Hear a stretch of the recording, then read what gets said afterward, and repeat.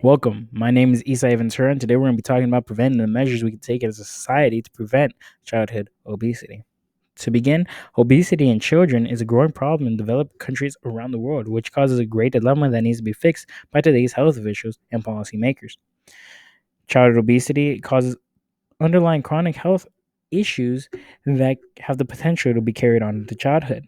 These these issues disproportionately affect lower income level classes, and measures should be taken by health professionals, families, and policymakers to reduce the number of cases. So, to begin, we must clearly define what is obesity. According to the WHO, obesity is defined by the abnormal or excessive fat accumulation that may impair health. This is defined by the body mass index that shows the exact composition of the body. Youth with a high percentage of body fat are at greater risk of developing chronic illnesses. These illnesses include, but are not limited to, hypertension, diabetes, osteoarthritis, and heart disease. So, from an epidemiological standpoint, we must see who has obesity. 1.9 billion people around the world.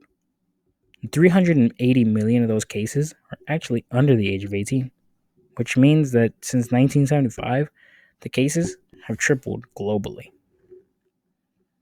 So, in order to fix this issue, we must first analyze the factors that causes childhood obesity.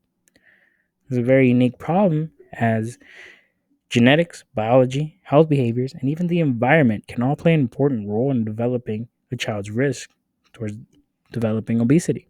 But two of those main factors that we're going to look at today would be the socioeconomic status and the parenting style of that child.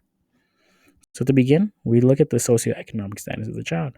It can be seen that children of lower classes exhibit less healthy behaviors than their higher class counterparts.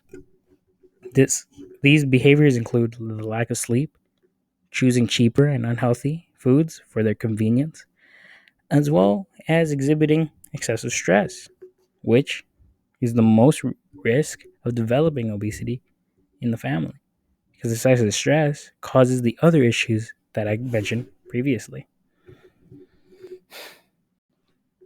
as well as parenting styles. It can be seen that children follow patterns set by parents. These patterns include eating habits and exercise. So, as much as the parent exercises, the child will follow suit, as well as their eating habits. But there's light at the end of the tunnel because it can be seen that children in more warm but authoritative parenting styles have a less risk of their child developing obesity. What I mean by warm but authoritative would be a good balance between supporting a child's endeavors while also setting clear boundaries for that same child. So taking that on into consideration, who should fix this problem? Well, according to the CDC, policymakers, state and local governments, businesses, government, community leaders, school, childcare, healthcare professionals, and individuals must work together to create an environment that supports a healthy lifestyle. What I mean by that is that places that depend on children should also provide those same children with healthy food options. So, in all community institutions, as well as federal government, must work cooperatively to fix this problem. And talking about places that depend on children, we first take a closer look at schools. Many children rely on foods that are provided by the school system.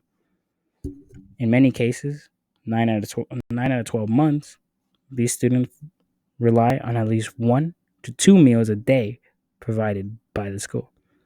So it is the school's responsibility to provide healthy foods for their students. So states should be funded with proper school lunch programs to provide each student with a healthy option. And we also must take a closer look at government programs. Although the Healthy Hunger Free Kids Act in 2010 was passed, which provided the USDA with funding for many nutritional programs for students, we can still do more in helping our students because that was the first piece of legislation in over 30 years that was aimed to help children and youth tackling this issue as well as the issue of hunger. So, a good proposal would be that WIC and SNAP could expand their eligibility during summer for students so that those students relying on schools for healthy meals do not lose that option during their summer break. So to conclude, this is a growing problem in our society that affects too much of our own population and should be dealt with cooperatively through institutions and levels of government to prevent the number of cases from rising. We can all do more in our own society. And I hope this you can take away a little bit from this. Thank you. Have a good day. Here's my works cited day. Pew. Stop recording.